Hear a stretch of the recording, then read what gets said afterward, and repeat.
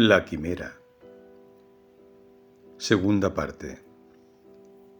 Poesía y militancia.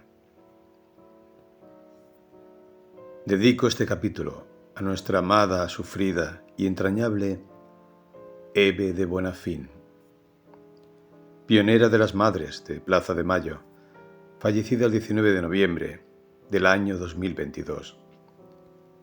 Madre de todos los hijos. Hasta la victoria, siempre. Madre, compañera, hermana. 1. Los tiempos pasados y presentes. He aquí el gran dilema que podría habernos consagrado como una especie en estado de evolución. De hecho, hubo brillantes teorías, acciones altruistas, santos y humanos milagros. Hubo compasión, ternura, inteligencia al servicio de nobles causas. Nací en medio de las catástrofes históricas, las vidas de los poetas, los soñadores de siempre, las mentes que elevaban su espíritu hacia las más inimaginables constelaciones de los cielos interiores. Por esa época inicié uno de mis más amados textos, que por supuesto hasta hoy queda como una carta pendiente, aunque he intentado dejar trocitos de su atmósfera en cada una de mis obras. Escribí en la playa en aquellas vacaciones del año 75, ausente de los oscuros nubarrones que asomaban en nuestro futuro próximo, la nueva catástrofe que habría de empañar las breves alegrías de las que éramos, de vez en cuando, ávidos receptores. Una Argentina que había ido diezmando su facultad de libre pensamiento bajo las sucesivas crisis sociales y económicas, agobiada por los golpes de Estado que nos asediaban continuamente. Apenas amanecía un aire de libertad, una pequeña atmósfera de esperanza, dejando a este país en un estado de congelamiento. Un pueblo adherido a las costumbres militarizadas y fascistas. Pero tiempo habrá para el relato de estas tristes contingencias.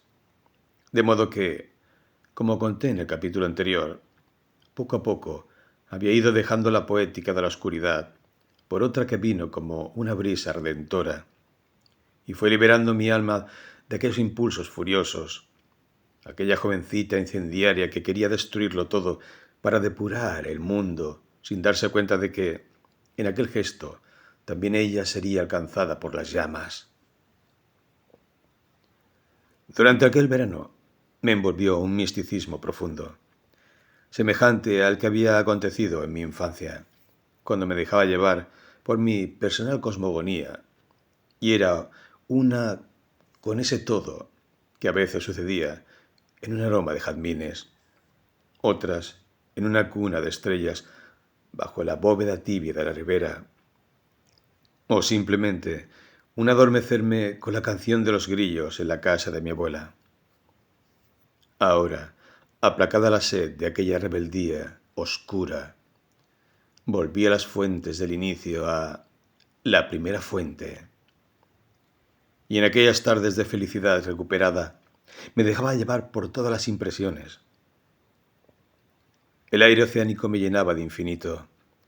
El mar me envolvía con su inmensidad solidaria, como un desmesurado ser que rompiera en la orilla, y la espuma salpicaba la costa con un llanto inmortal.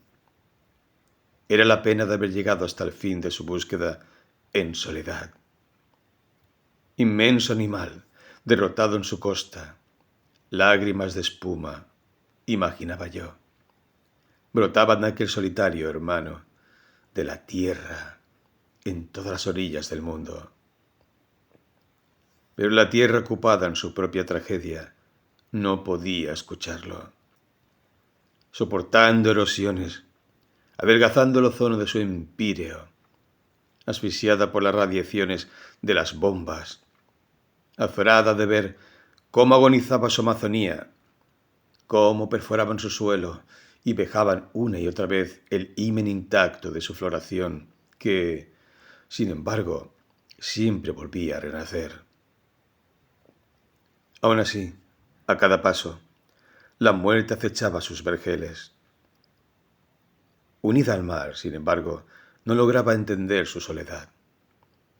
Así imaginaba, sucedían las cosas en el inicio del mundo de la poética. Lo inanimado rescataba la inocencia. El hombre, hijo traidor de su naturaleza, depredador de depredadores, sostenía una eterna batalla contra la vida. Y a esa batalla, o sucesión de batallas que confluía en innumerables guerras y ríos de sangre, la supuesta civilización humana la denominaba evolución histórica. La tierra no comprendía. Por su parte, el mar, en su soledad, no podía más que suicidarse en súbitos remolinos, uniéndose en sus profundidades a sus criaturas, las míticas y las otras. Un coro melancólico de ballenas y oceánidas acompañaban su letanía. Así inicié mi manuscrito, El refugio de los pájaros. Era una osada empresa, una gran historia rimada, cuya complejidad y su ensoñación, en búsqueda de lo sublime, me dejaban la esencia, pero muy lejos de la corrección escritural. Arcaísmos, párrafos que rozaban la ampulosidad de lo grotesco, la hacían naufragar. Aquel manuscrito debía, como los vinos, cultivarse en años de experiencia, añejarse, y aún así, la empresa era demasiado ambiciosa. Más tarde hablaré acerca de su argumento. Incluso citaré algunos de estos cándidos pasajes en estricta rima lorquiana, que por supuesto no habrían de conquistar la madurez de su mentor. Aquel verano comprendí que la poesía era la floración rebelde de una criatura sepultada, que del dolor de la raíz, de su fuerza entrañable, nace la belleza verdadera de lo primaveral, que de la más honda caída, como años después escuché decir al poeta Guillermo Llantorno, se nace con el vuelo. Hablaba de nuestra amada Alejandra Pizarnik, mítica y visceral expresión de la sensibilidad vulnerada en La tierra más ajena. Como rezaba el título de uno de sus libros, decía al respecto el poeta: acomete, Alejandra, que yo amo los pozos, si de los pozos se sale con el vuelo. Lamentablemente no ocurrió así.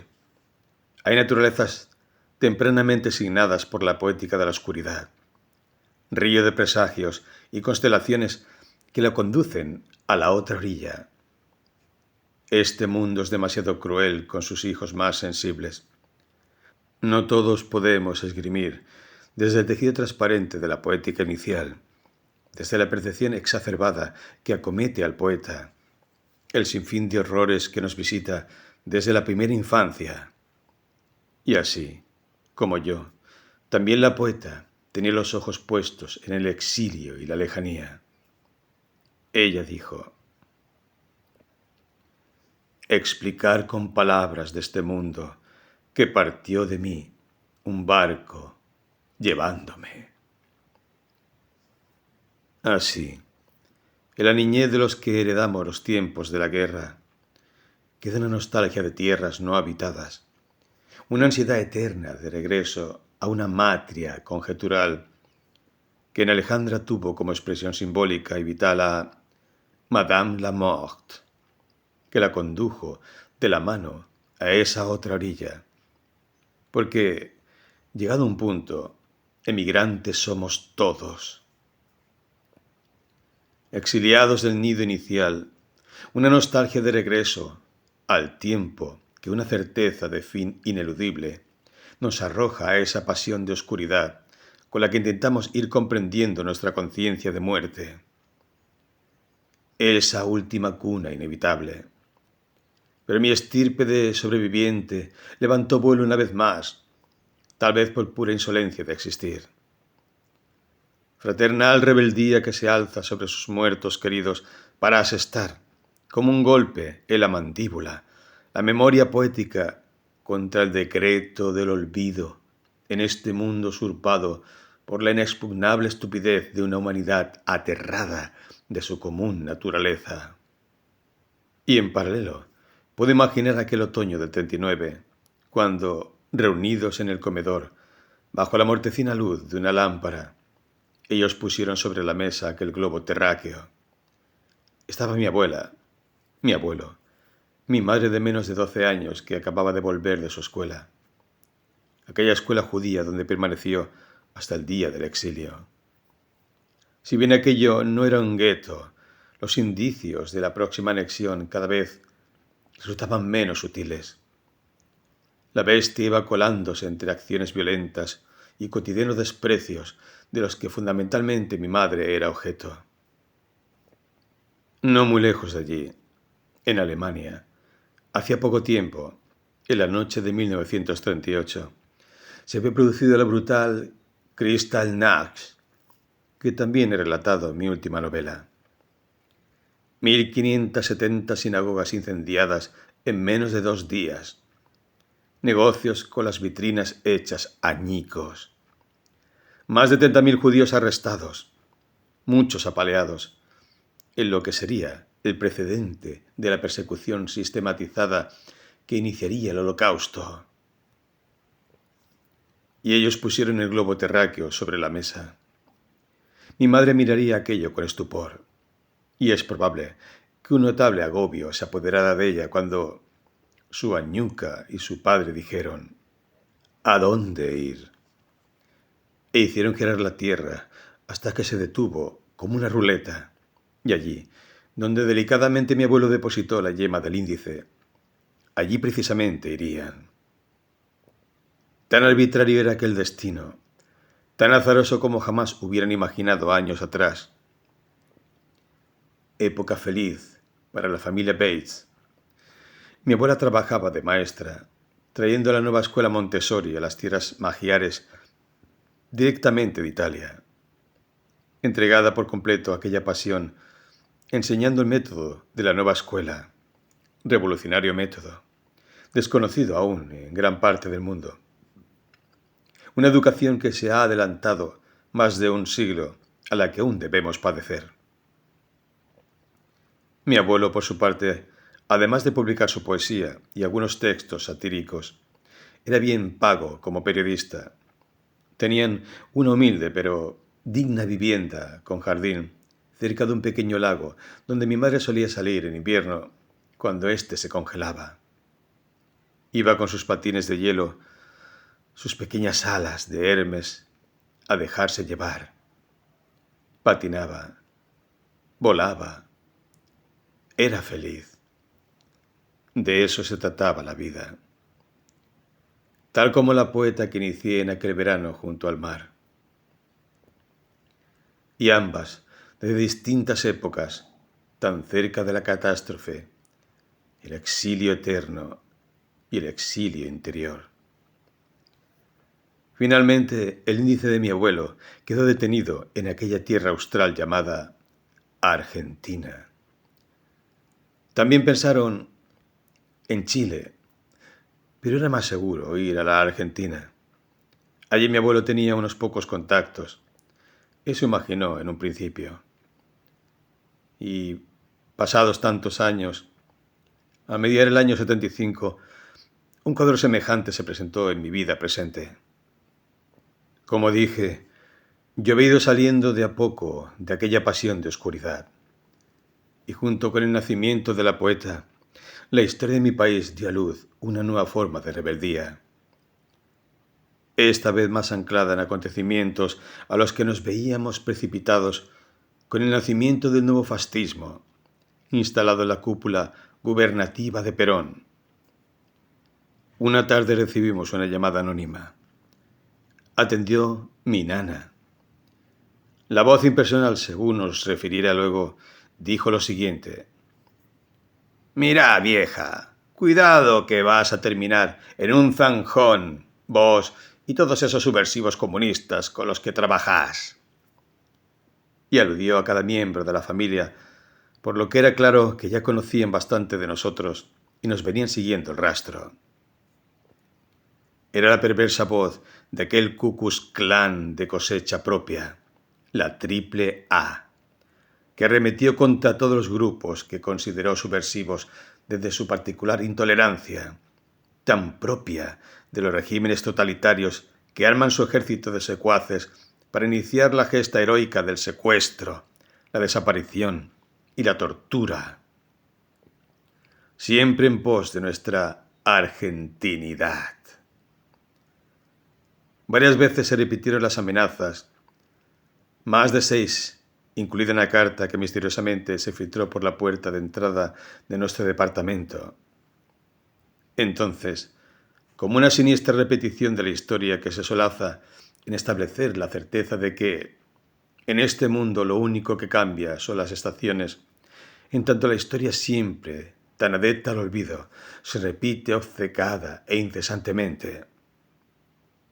Padre, madre, hermanos, volvimos a reunirnos, tal como en el año 39 lo hiciera la familia de mi madre.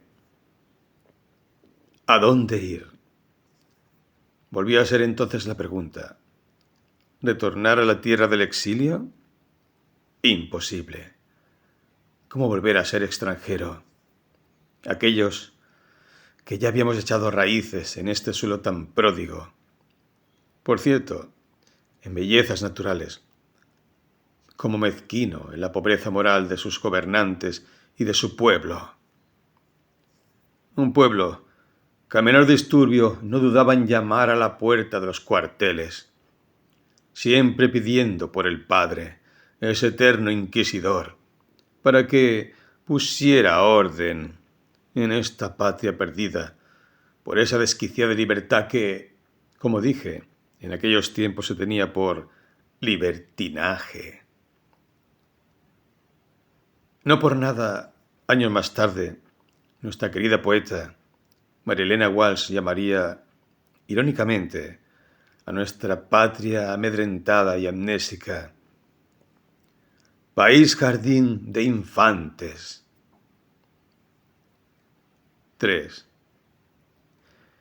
Y fue a principios del otoño del año 1975 que inicié mi militancia en la Juventud Comunista.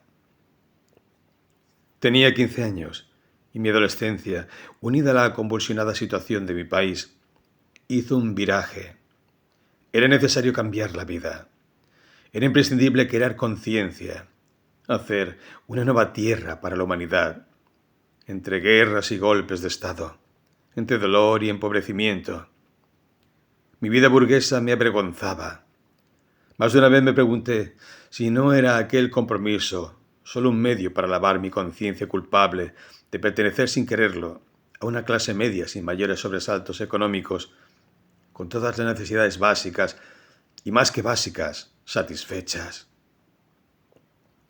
Aquel sentimiento de culpa venía de una real conciencia de la injusticia social, de la atroz diferencia de clases que ya desde niña había padecido en mi escuela pública, cuando veía a mis compañeros con sus guardapolvos amarillentos, sus lapiceras baratas, sus portafolios de cuerina, en tanto yo llevaba las mejores marcas, cajas de lápices gigantes, portafolios de cuero y guardapolvo de acrocel.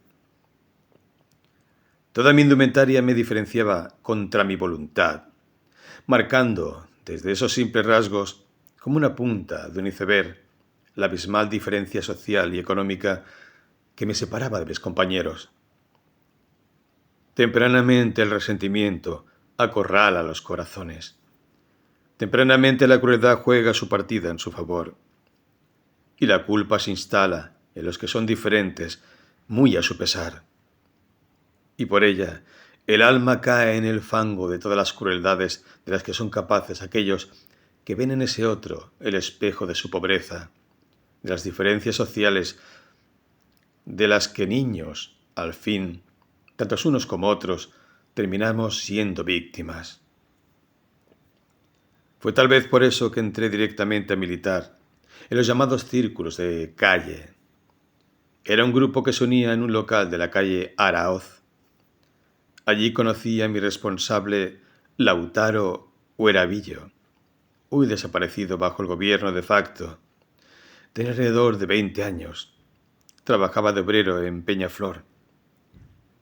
No olvido su sonrisa franca, su mirada dulce, su paternal gesto siempre tratando de explicarme la línea, en transmitirme aquel discurso algo estereotipado que yo, sin ascribir demasiado a él, escuchaba, sin embargo, con sumo respeto. Trataba de no generar discordias por pequeñeces. Había un solo enemigo, el capitalismo. Había una clase vulnerada, el proletariado. Y nuestro trabajo era crear conciencia de clase en todos aquellos que aún estaban adormecidos. Abrir el mundo hacia una nueva concepción del hombre. Un hombre nuevo que pudiera fraternizar con su prójimo, cerrar las zanjas de lodo y sangre que tantas atrocidades habían abierto a lo largo de esta historia basada fundamentalmente en el sometimiento, en la esclavitud, las guerras y el sistemático derrocamiento de toda forma de legítima rebelión. Era necesario volverse un solo cuerpo, una sola voz que se elevara para hacer oír su proclama, para sanar tanta garganta enmudecida, tanto corazón amedrentado por la impunidad del imperialismo. Sin embargo, algo no coincidía con tan precisa e inapelable lectura de nuestra época. No estaba en mi naturaleza aceptar sin cuestionar. La interrogación fue siempre el sitio donde podía abrir mi ser hacia un pensamiento libre. Poco me importaban a mí las líneas rectas, los informes y aquella campaña financiera donde ávidos compañeros del proletariado y burgueses disfrazados de febriles trabajadores venían a mi casa para recolectar fondos. «Porque tus viejos tienen guita, compañerita». Y aquello lo dijeron demasiadas veces, hasta que harta, sintiéndome burlada por aquellos en los que quise creer, dejé de aportar para la gran causa. Por otra parte, ¿a dónde irían a parar esos fondos? ¿Dónde estaba la verdadera revolución que soñaba? En las células del partido político, cuerpo perfectamente diagramado, cuyo padre era nada menos que el propio Stalin. ¿Dónde había quedado la Internacional? ¿Podría este mundo, disputado en fronteras, ser el paraíso para toda la humanidad? Más aún, si no había derecho a disenso, si mis cándidos argumentos contra la metodología de aquella cultura de bases, cuyo fin era bajar el nivel para poder tener mayores simpatizantes en las clases más bajas y, ¿por qué no, en las más altas? Si no se trataba de ahondar en la psique humana desde el inicio, con el fin de indagar en su naturaleza. ¿Qué podía hacer un cambio de estructura cuando el hombre seguiría siendo el mismo, con sus ambiciones, sus miserias, su crueldad y su terror a la condición de su existencia? Estas y otras cosas que tímidamente argumenté causaron hilaridad en mis avezados compañeros de círculo. Yo era la rubiecita medio hippie, medio burguesa, bastante linda y por lo tanto no exenta de ser una rubia tarada, como reza cierta canción vernácula. En ese caso, ¿qué tenía que ver yo con ellos? ¿Cómo estar afuera y al mismo tiempo volver adentro de mí misma? ¿Cómo articular esta pasión? Tal vez esta sea la pregunta que muchos se han hecho a lo largo de los tiempos. Pregunta fundamental de poder ser alma individual y colectiva al mismo tiempo. Se trataba de hacer de la tierra un paraíso para todos. Antes era necesario cambiar el corazón del hombre. He aquí la quimera. Pero también el alma fundacional de la poética, esa por la que he sobrevivido a todas mis contradicciones.